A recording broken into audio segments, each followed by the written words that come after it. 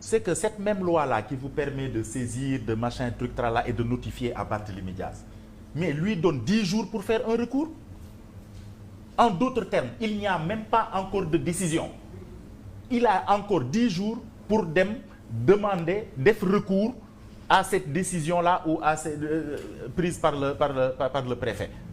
Ben, ñaar, en tant que tel, il continue d'exercer son mandat de maire. Toog ci biir mairie di def conférence de presse ñu fekk ko fa dajji buntu bi tere conférence de presse bi. Au nom de quoi? Da ngeen di appliquer la loi, mais allez jusqu'au bout. Respectez le principe de la loi. Loi bi nee na ko Barthélémy jëlee nañ la fi waaye am nga 10 jours pour def recours Cour suprême. Am déet wala dama juum. Donc su amee 10 jours pour def recours. Donc cela veut dire que la décision ne pourra être définitive qu'après les 10 jours. S'il ne saisit pas la Cour suprême, ou va courir jusqu'à ce que la Cour suprême se prononce définitivement, am déet. Et pendant ce temps, qu'est-ce qui se passe? La loi est muette là-dessus, non? Donc il doit continuer, logique pour logique, d'exercer son mandat de maire. Et en tant que tel, mu toog ci biir mairie salle de délibération, ñu ñëw dajji buntu yi ñëpp gis li fa xew. Mais pourquoi? Est-ce que jar na ko? Notifié ngeen nit ki kañ. Loi nee na may na ko 10 jours. na dem def recours. waaw bàyyi leen ko mu dem def recours. su waree wax ak askan bi mais ça ne vous coûte rien. D'autant plus que yow nee nga moom Ousmane Sonko du moromam ci politique. du dëgg. da ngeen koy booleeg Abass Fall mu defal ko bagage. du dëgg. du loolu ngeen wax. c'est ça. jarul yàkkamti 10 jours. 10 jours du dara di. muñ ngeen lu ëpp 10 jours. lan moo leen tere ngeen may ko 10 jours. lu waral police dem dugg foofu. C'était quoi la volonté? La volonté manifeste. Non, c'était quoi la volonté? Et c'est une question qu'un citoyen sénégalais se pose légitimement. Est-ce que la volonté, c'était lui clouer le bec, le museler, l'empêcher de parler, auquel cas on fait entorse à la Constitution du Sénégal parce que la liberté de parole est consacrée par la Constitution. C'est la liberté d'expression. Ou est-ce que c'est le lieu? C'est le lieu dans lequel il devait s'exprimer. Moom moo tax police dugg fa. Loolu il faut que ñu leeral ñu ko. Parce que si c'est le lieu, il y a problème. Si c'est pour la liberté d'expression, il y a problème.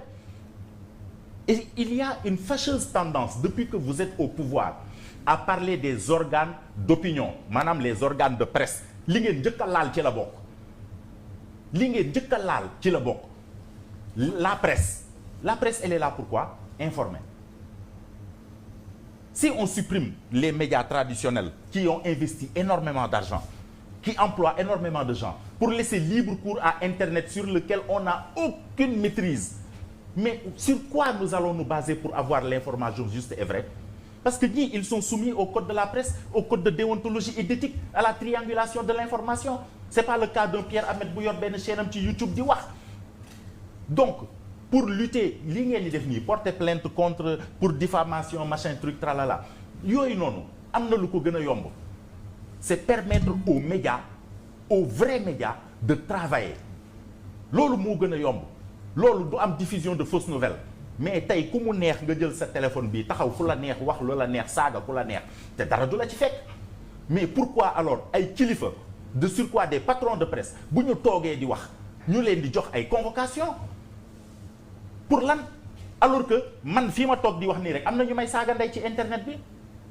Est-ce que man mën naa poursuivre ñooñu ñëpp ku nekk ma utal la ma defal la kii? Mais loolu mënta nekk. Donc nous sommes dans un pays de droit. Nous avons la liberté d'expression. Laissez-nous nous exprimer.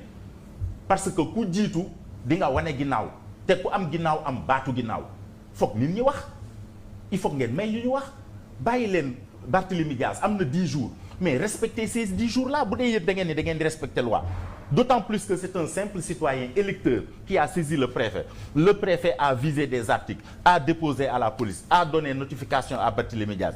Barthélémy Diaz a eu sa notification. Il a appelé la presse. Qui l'a déchargé? Oui, qui l'a déchargé. Il a appelé la presse pour parler. Déglu leen ko.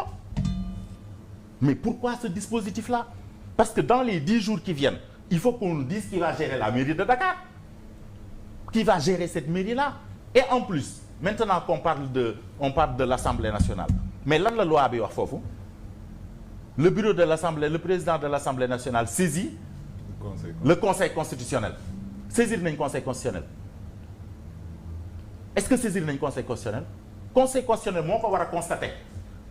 loi bi loolu la bind bu dee da ngeen bëgg ñu dugg ci loi nañu wax li loi bi bind.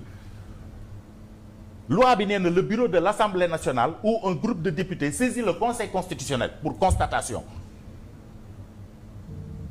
kon ñoom bureau bi ci boppam non bureau bi ci boppam sax que quand la condamnation est postérieure exactement est postérieure à l'élection ci le ministère public bi di agir loolu la loi alors que ici la condamnation est antérieure à l'élection parce que léegi nag beneen question bi mooy léegi Sénégal bu fekkoon y a 30 ans yow femme d'affaires nga ñaata contentieux nga am bëri na non commerciaux waaw mais contentieux la rek contentieux la bul dugal seen bopp non waaw mais contentieux la fii ku fi nekk dans les affaires tu as des contentieux au tribunal sinon tu n'es pas un bon homme d'affaires di ngay am toujours compte mais léegi s'il y a 30 ans dañ la condamné woon léegi waroo mën a nekk député da ngay inéligible et d'ailleurs c'est la question qui a été réglée lors du dialogue mais non mais il faut poser la question non mais là il faut poser la question du but de la pénologie pourquoi la peine que représente la peine est-ce que parce que on a fauté une fois on doit le payer toute sa vie de la même manière que ni ñu récuser Barthélémy d'accord ma ci mais seen député boobu démissionné tamit d'accord ma ci